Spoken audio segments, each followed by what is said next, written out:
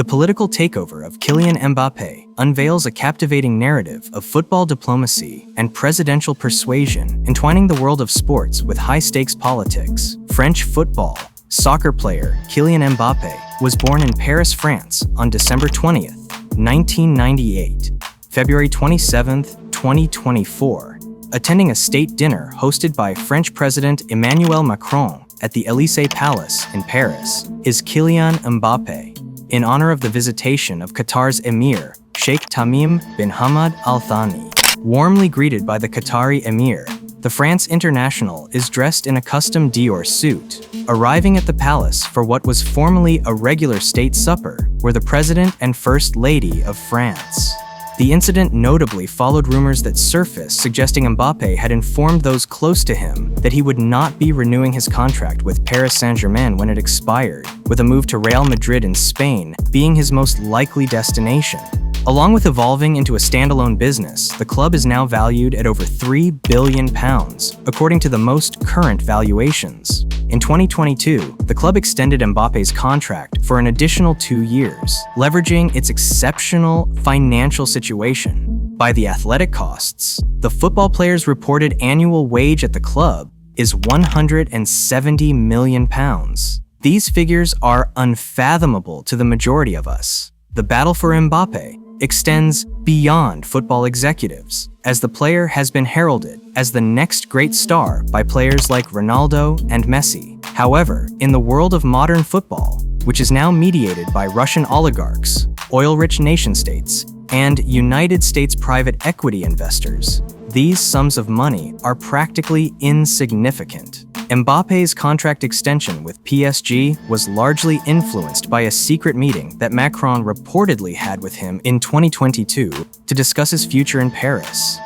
The main point of Macron's presentation to him was that he offered him the opportunity to lead his nation and rescue both Paris and France.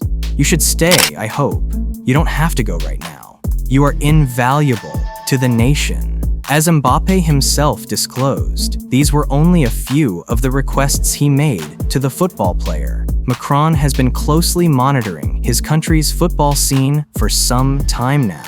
During the World Cups of 2018 and 2022, he was able to enter the dressing room of the French national team. He was infamously seen dabbing with Paul Pogba and Benjamin Mendy in the former.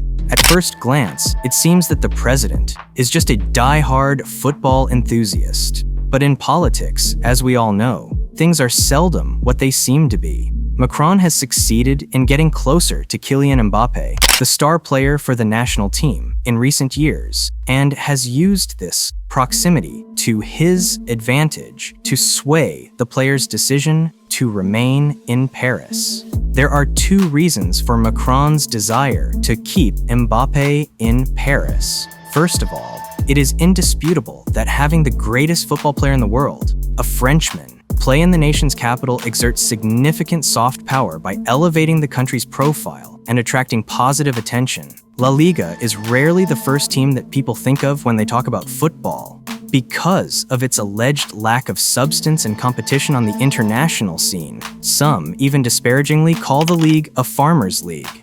However, with Mbappé, one of the biggest football talents of our time, playing in France, the focus is now on La Liga. His presence draws attention and gives the league a certain amount of status. From a presidential perspective, losing him to another European country would be detrimental to the country's economy and culture.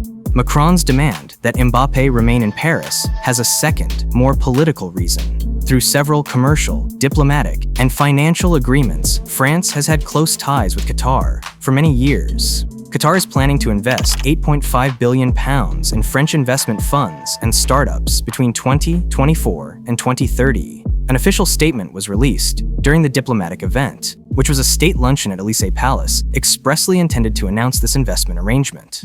Paris Saint-Germain, owned by Qatar, will not allow Mbappé to leave. It tastes bad. Qatari and French connections go back 50 years. That will be a blow, though, for sure. Because of his position at Paris Saint-Germain, Mbappé acts as an unofficial liaison for both Paris and Qatar, which is mutually beneficial. One way to lessen these difficulties is to have your state-owned football team led by one of the most prominent football players in the world. Naturally, Macron gains political benefits from Mbappé remaining in Paris. Additionally, Mbappe's presence at PSG strengthens France's relationship with its allies in Qatar, thus strengthening diplomatic connections. In conclusion, the intertwining of sports and politics in Kylian Mbappe's career underscores the complexities of modern football. Subscribe for more insights into the intersection of sports, diplomacy, and global affairs.